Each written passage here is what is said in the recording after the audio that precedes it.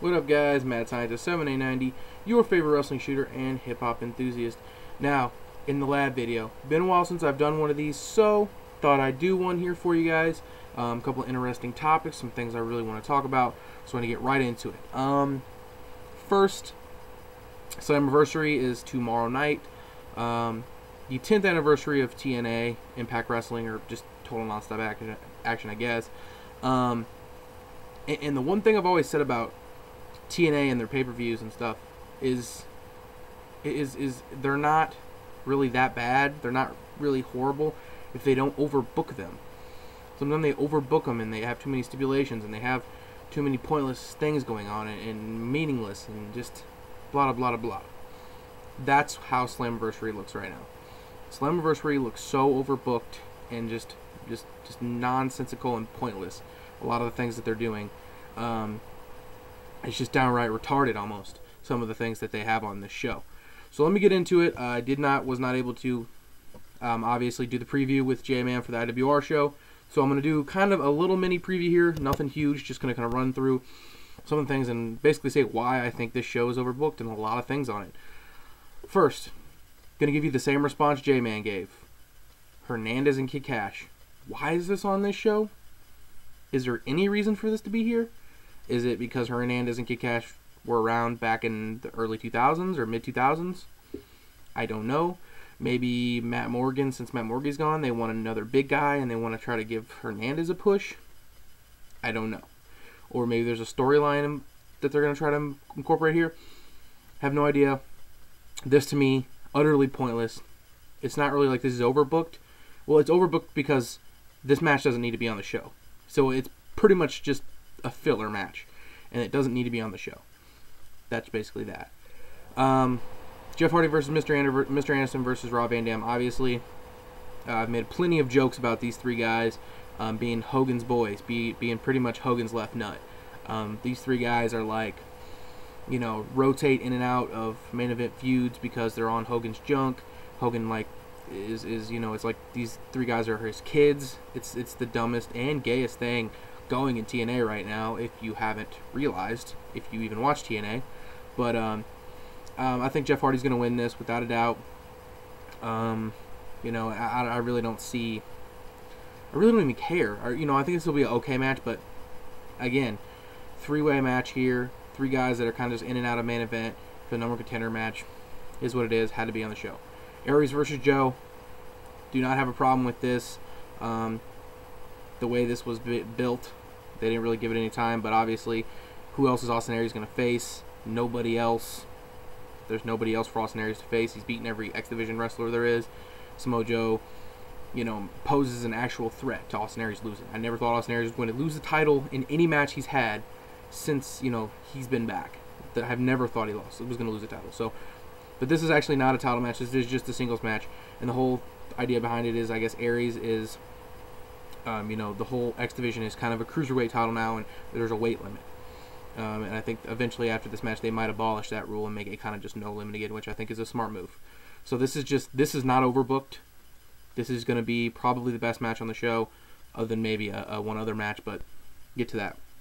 Crimson versus a opponent to be determined, a challenger.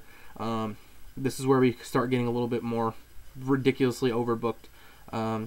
This is possibly to bring in King Mo, the guy from, I guess, was it Strike Force? I don't know I don't watch MMA that much, but this just, to me, is just, yeah, I don't really care. I really don't care. I kind of want to see Crimson lose. That's about it. But the fact that it being an open challenge to me just seems just ridiculously retarded. But if they're bringing it in just for King Mo, and King Mo to just come in and doesn't really know how to wrestle that well, he just coming in and he just beats Crimson, who hasn't been beaten at all. Kind of dumb booking there, but whatever. Gail Kim versus Miss Tessmacher. I guess they didn't feel like last month was the time to give the title to her. I think she finally, you know, Gail finally loses it and Tessmacher wins here. Nothing really overbooked there. Makes sense. But next we go on to what, Devon and Gary Bischoff versus Robbie and Robbie T. Why is this even? This is pointless. This is pointless and just ridiculous and dumb. It's just, this this doesn't even need to be on the show. This could be a pre-show match. Like, this, just, what? Really? I'm not even, I don't even care. Bully Ray versus Joseph Park. The storyline around this is not bad, but to me, the role Bully Ray is on, why, put him in the ring with Joseph Park, who is Abyss, but they're playing this whole thing where he's can't wrestle or whatever. Then they also have, Abyss supposedly going to show up and do this whole other storyline BS. It's just too overbooked. It doesn't need to be that complex. Your 10th anniversary, just have just a bunch of great matches signifying what TNA used to be. I will be happy with that. We got Christopher Daniels and Kazarian versus AJ Styles and Kurt Angle. Now, the reason I think maybe the Aries Joe match may be better is because of the whole storyline running with AJ Styles and Daniels and Kaz with Dixie Carter. There may be some shenanigans. Why is this overbooked again? I have no freaking idea. You're looking at quite possibly could be the best tag match in the history of their company on paper. But I get the feeling that this match is going to probably have a lot of shenanigans, and it's not going to live up to expectations. People are going to be really pissed off, and I'm going to be one of those people. So this does not need the overbooking of the Dixie Carter stuff and all this crap, these storylines they're not that great. They're just kind of they're funny, kind of entertaining, but they don't do nothing for me as a fan. So, and then finally, Bobby Roode versus Sting. Just Sting. This bothers me about TNA. They try to bring Sting in for these big shows because they think they're going to draw more because Sting's in the main event. Those fans of Sting and those older guys, the older fans of wrestling, they've pretty much given up on what the old kind of 90s style has been. Most of them are not going to buy this whether Sting's on it or not. It doesn't matter. If this had Rude versus Kid Cash instead of Rude versus Sting, I think the buy rate will be exactly the same. Sting does nothing for TNA anymore. I really don't think. I mean, that's just my personal opinion. Who knows? I could be completely wrong. Hogan, Sting, Flair, these guys just making appearances on TNA pay-per-views somehow, automatically gets buys, but whatever. I mean, I'm not one of those people, but that to me just seemed pointless. But Slammiversary here, massively overbooked, and I think it's really going to disappoint. And I really wished it wouldn't. For the two matches on here that I care about seeing, that's about it. But the rest of this show, to me, is just really thrown together last minute. A lot of these matches came together last. The Bully Ray Joseph Park match has been building for a while, and the Styles Angle match against Kaz and Kazarian has been building. The rest of the stuff most of this was just put on the pay-per-view from the last show. So, to me, that just TNA is not heading in the right direction. There's spurts where they do great things, and then all of a sudden they just shit all over themselves. I don't know. It's kind of like they have Alzheimer's, and sometimes they remember how good they are, and sometimes they forget and they shit their pants like an old man. If you like that analogy, thumbs up. Yeah. All right. So enough TNA. Well, actually, there's still some TNA here. This is my next topic, which I have this thing called the Christian theory. Obviously, another overbooking of this show, which I wanted to wait for, was the Hall of Fame inducted, throwing the first person going into TNA Impact Hall of Fame, whatever. Word is they did a trade for Flair to go in with the Four Horsemen, and for possibly Christian to go into the TNA Hall of Fame, to be one of the first people inducted into that Hall of Fame. Now, that's what I think is going to happen. I think Christian's going to come there. I don't think he's going to face Crimson. I don't think that's what's going to happen, or any of that. I think he's going to be there to be inducted into the TNA Hall of Fame. That's what I think. And the theory behind this is this had been planned for a while. I think TNA knew they were going to do a Hall of Fame. I think they knew that they wanted to induct Christian, possibly. And what I think happened was WWE was like, okay, Christian, he's going to... That's fine. We'll let Christian get inducted into the WWE Hall, or to TNA's Hall of Fame. That's fine. Whatever. Fair trade. We'll do that.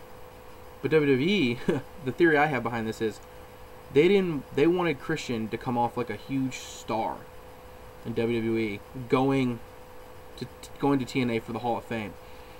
That out of nowhere, the last pay-per-view, me and J-Man from ITL were sitting there, were like, wow, out of nowhere, Christian wins his Battle Royal, and then he wins the title, and then every week on Raw or SmackDown, he's beating people clean like nothing. He's the Intercontinental Champion. He's doing this, he's doing that. He's a star in the company again after the last half a year where he hasn't done nothing. I basically think WWE wanted Christian to look good, coming from WWE to go to TNA, to be like, yeah, he's a star in our company, and we're letting you use him. That's my thought on that. Let me know what you guys think. Because to me, if that was the case, why would they bring Christian in and give him a push? Give him a huge push. Another, not to the world title, but give him a huge push to the Intercontinental title to win it on his first night back, and then have him just win matches, just 1, 2, 3, 1, 2, 3, like nothing. That's the thought. Maybe make TNA look bad. Who knows? Could be wrong, but let me know what you guys think about that. And then finally, last topic. I know I'm a little late, but thought I would talk about it. Randy Orton suspension. I'm